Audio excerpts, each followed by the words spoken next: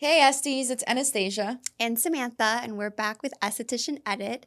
And today we have Daily Habits Academy with us. We have Lola and Andrea, and we're super excited to talk all about being a holistic esthetician and their sculpting method, which is pretty cool. I'm excited to hear about it. Thank you. Thank you for having us. So if you don't mind starting off kind of with, if you each want to go, like what your background is and how you became a holistic esthetician. So I started about 5 or 6 years ago. I've had a very long journey with my skin. I have rosacea, dermatitis, and then every time I get stressed, like something comes in my body. I get a lot of inflammation.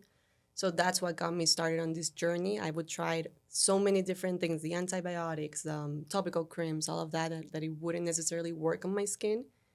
And that eventually led me to a more, I would say, natural path where I wanted to try some oils instead of like the topical creams, where I wanted to try some changes to my diet, my gut health in general, instead of taking the antibiotics, as they were very hard on me, on my body. So that made me kind of like fall down that path. And then obviously we created Habits. We started with Habit Skin Lab about 5 years ago. And then ever since, I have just been mastering on so many other new techniques that I've been learning out there that made me become this, I guess, what I am today. For me, that's why I wanted her to start. First of all, like I was into skincare like my whole life, but I went to university for another thing. Like I went for marketing and advertising, and then it happens to a lot of people. You graduate and you're like, I don't want to do this. Yeah. So I went to esthetician school. You know, when you graduate, sometimes you're a little lost. Mm-hmm. And then it happened that I knocked the door. And then I found her. Yeah, she found us. And then I knocked the door and I met her. And she actually made me fall in love with the holistic side. Because I was, you know, I knew I was going to be an esthetician, but I was like in between medical, esthetician, all of these options. And then I met her, and then I realized that, first of all, being holistic in Miami is something that is not common. Mm-hmm. And then I fall in love from the healing from within journeys, all of these techniques that are actually not invasive, but you can actually see an instant result.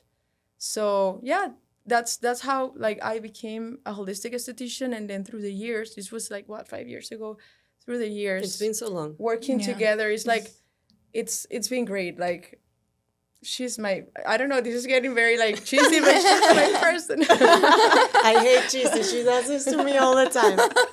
I'm sorry, but yeah, literally, I with time, I fall in love with this approach, like holistic approach, and all of that. Mm-hmm. We're actually going to put some photos of Habit Skin Lab because I remember when you guys first opened, and then I remember the nail salon, and I actually remember like seeing you were like in a corner somewhere, I think where the nail salon was, right? Yeah, in the back, And right? you were doing brows. Mhm. Yeah. And then it's just so cool to see like how you evolved as an esthetician. So when we first started, she was doing brows, and then I was the one that was doing the facials.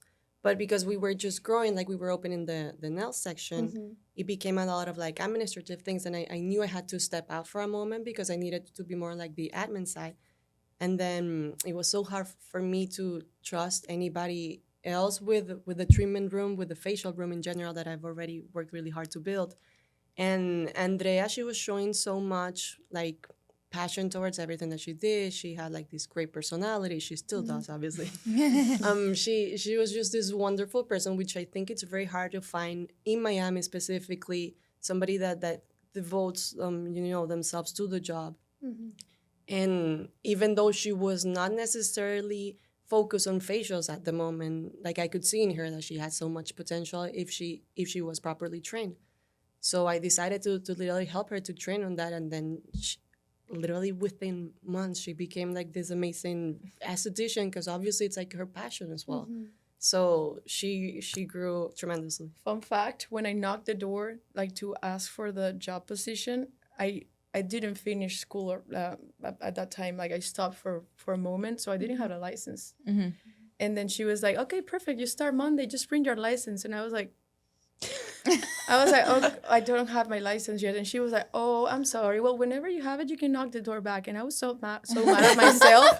Next day I went to school and then signed again. And I finished like in 1 or 2 months. And I was like, in 2 months, like, hey, do you remember came me? back, yeah. Can I just reapply? And she's like, yeah, just bring your You thing. start Monday. And you start You Monday start again. Monday. I'm like, Start oh. Monday. I was like, oh, thank God, it's a place to be. Yeah. Well, I was just gonna say, like, you guys have come in, because 5 years technically, in what you hear in the, like, with other studios and stuff like that, is not that long. It's Yeah. pretty fresh. In those 5 years, you guys have grown so much. Can you just talk a little bit about that, like how you started, and what led you to having the studio that you have now? That's so much bigger. That also Yeah. offers, like, you have a partnership. Like I was telling her earlier this morning, like the yoga and the studio, all of that. Like how did all of that come to play? I think as a whole we've grown a lot. Mm-hmm. When I started, I thought this was just gonna be, a small kind of like mom and pop shop, and then obviously it's gonna be the place to get facials. But it was always I never hoped for something so big as to have 8 different rooms. I think at first I was just thinking of 1 or 2. I remember when we were opening, it's right when COVID came, so this was like back in 2020, and then COVID hit, and obviously my whole idea about having a facial business was like, what am I doing? Nobody wants to, touch our faces. This is gonna be a horrible business. But I was already way in too deep. Like I already had a lease for so many years. The commitment that I needed to follow through. So at that point, it was like, listen, I need to find a way to reinvent myself. And then, as we were there, the facials were the bookings were very low because of COVID. So me and my sister is one of my partners at Daily Habits, we had to think creatively. So that's when we started developing the products. So we knew that people love the products. We were using them inside our treatment room. So we decided to make more of like a retail experience out of it and start selling them. Mm-hmm. So when we start selling the products, more doors kind of like open up for us, which led us to quickly transform the business into something else. So it no longer became like this mom and shop small space. It kind of became something that we were able to actually do more like nationwide. We could retail the products to other stores out there.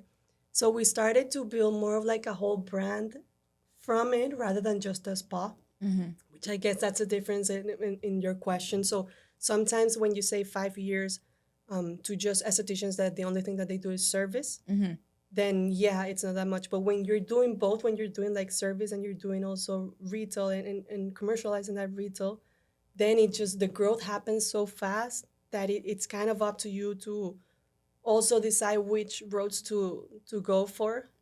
And your business slowly starts to transform.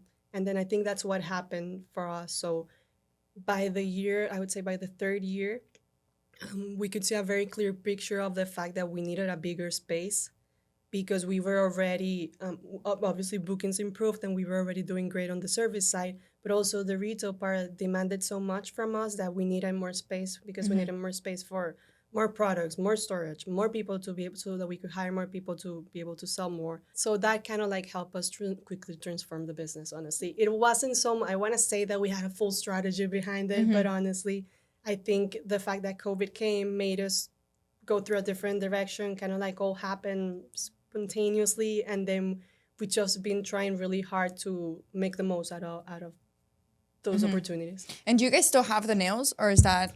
So right now we just we call it like a little VIP section, because we decrease the amount of service providers available that we have for that.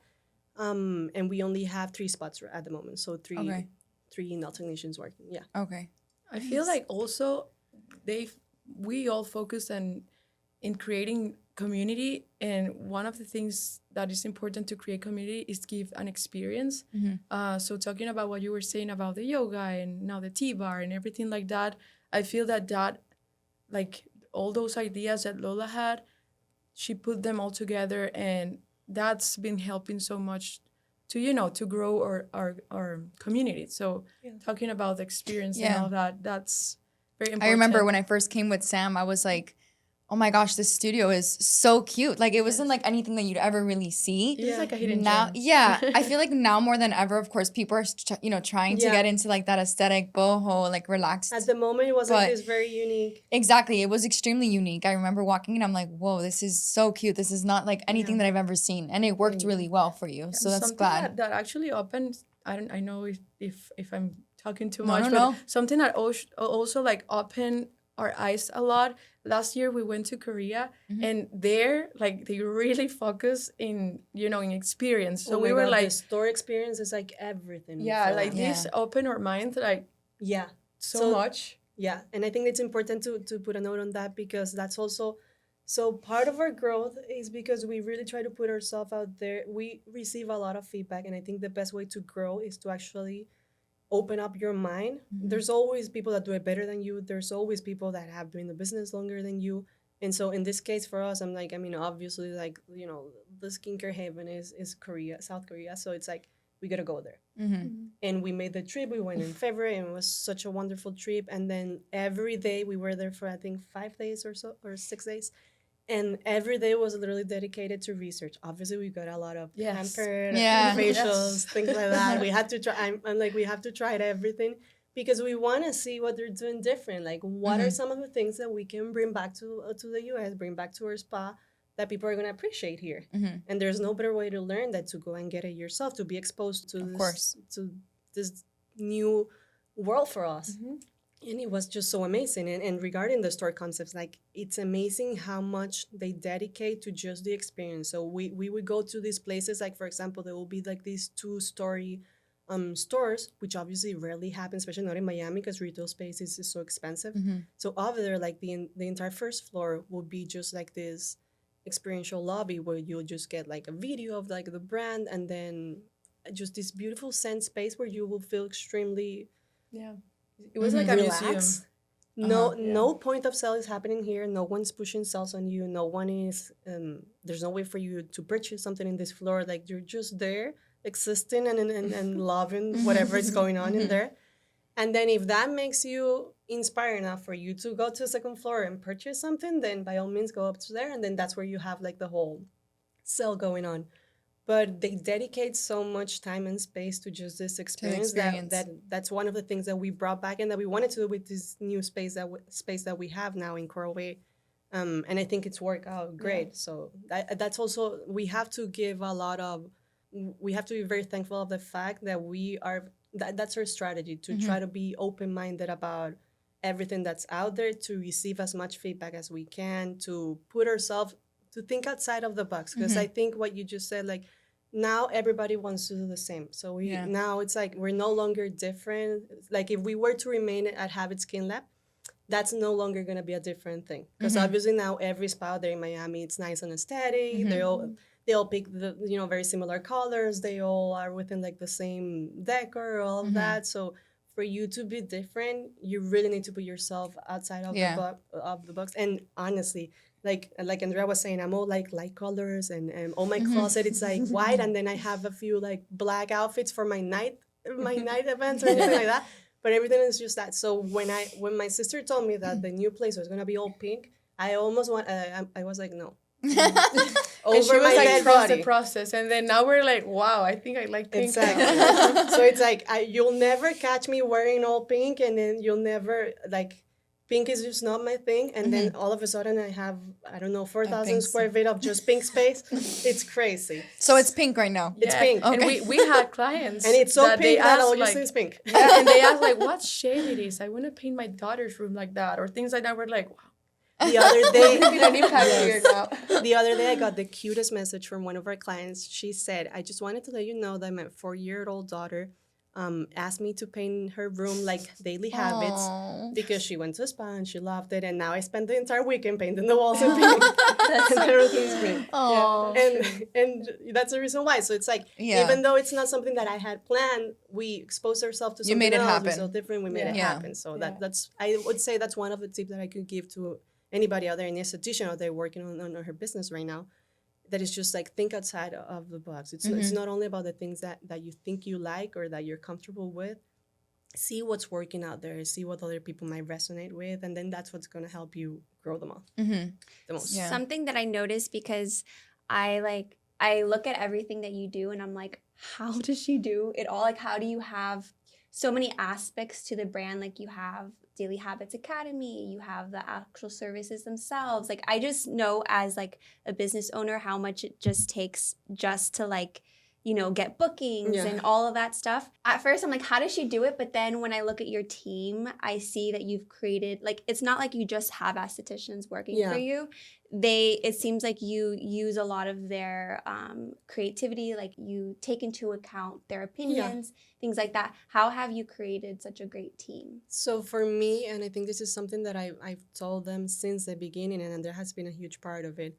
The one thing that I hated, I remember when I was going to esthetician school in here, and I would be at the classroom, and then all of the other students that were there, they would feel like they never were properly treated at their jobs. They had like, all of them came from horrible stories of working at other places or others, but like they all had this negative experience happening at some point. So I was like, that's just not how it's supposed to be, and most of these people, especially nail technicians, for example, which often come from like a Latin background maybe, and then they're so used to the fact that maybe they're either like overworked, not paid enough, whatever reason might be going on behind it, they just don't feel like the place they work is their home. It's just a place they go and work.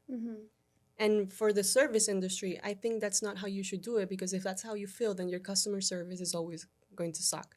Because obviously service is a complicated world. People have complaints, whether they like how it went or no, like everybody has a preference. So if the person that's providing the service doesn't feel passionate about what they're doing, then it'll never work. So that's one of the reasons why it's so hard for me to hire new people, because I don't want to just hire an esthetician. Like, I want to hire someone that's going to be 100% there, that's going to be working out of passion, not only because you need to obviously bring the food home. And in the case of Andrea, Angie, like everybody that works with me, they're all very passionate about it, and they all feel like it's their home. So they give 100 out of 100 without even us asking. Like, they feel that place belongs to them as much as I feel it belongs to me. So I think that's one of the key parts. Andrea, for us, for example, like, she's just so creative. We give her all the creative freedom she wants, and then she's like come Barbie, with great things. Barbie esthetician, Barbie She's handyman, multifunctional. Barbie veterinarian. Like, I'll do everything. That's the Gemini. And it's crazy. I think so.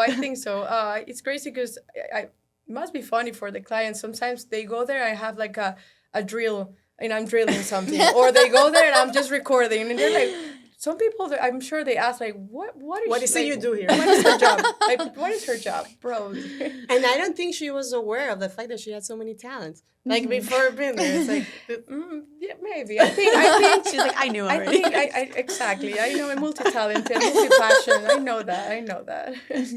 But yeah, it's like family there. I really like it. Spend more time there than in my own house. yeah. If I could bring my dogs there, we'll just move there, probably.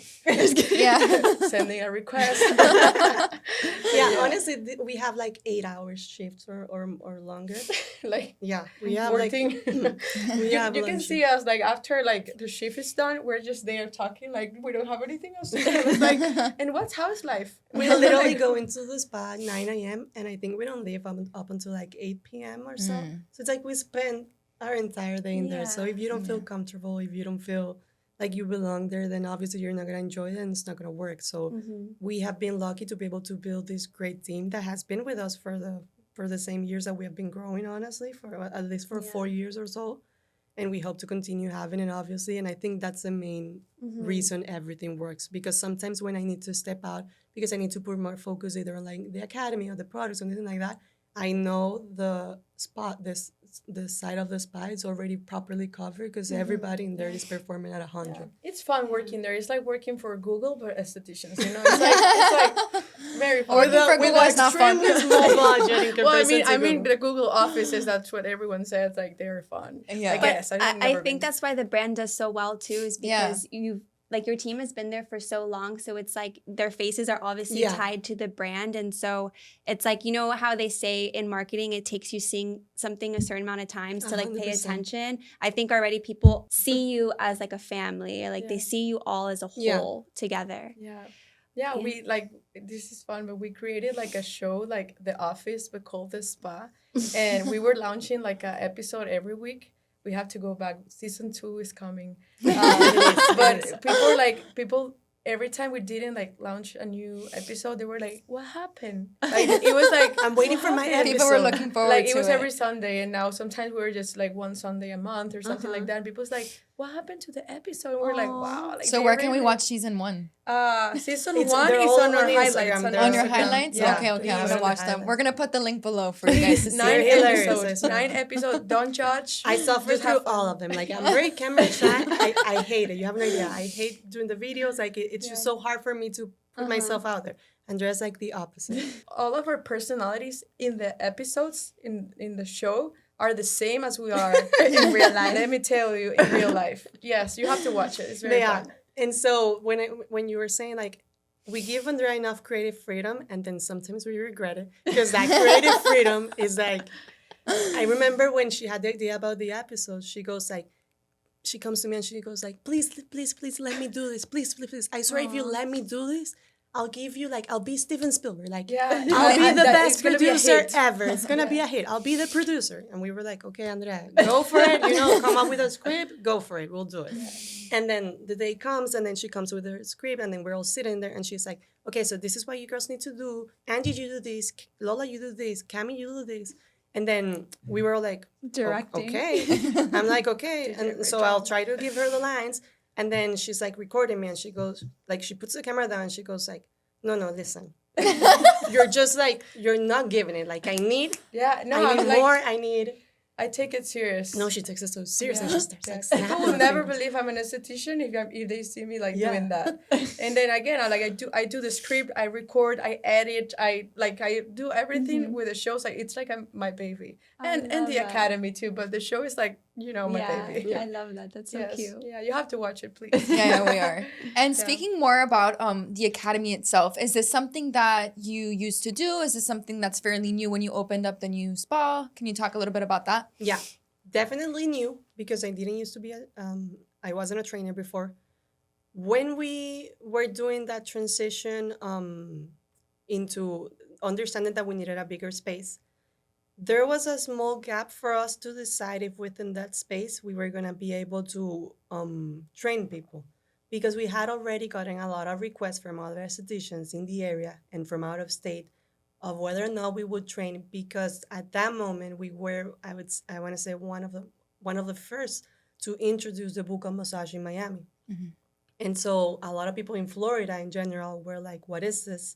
Where do I learn this? How do I train?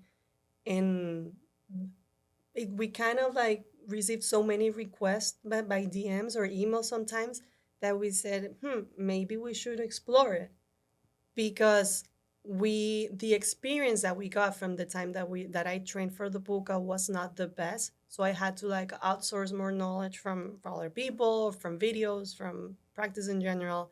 So I knew definitely there was some room on improvement on that. And I didn't want to recommend my same trainer to somebody else if I wasn't satisfied with it. So it became kind of like an idea behind my mind. But obviously it was going to be adding some more to the table. So my sister was like, are you kidding me? Like one more thing we're going to need to do. But I mentioned it to Andrea and she thought it was the same because she also had horrible experiences with previous trainings or anything like that. So we said, maybe we should do something about it because I think it's common in the esthetician world that sometimes training is not necessarily properly done. And I guess there's an opportunity in here for us to really deliver what people are hoping for. And they already obviously trust us. We know it works because we're doing it on our clients and our bookings are very high, thankfully.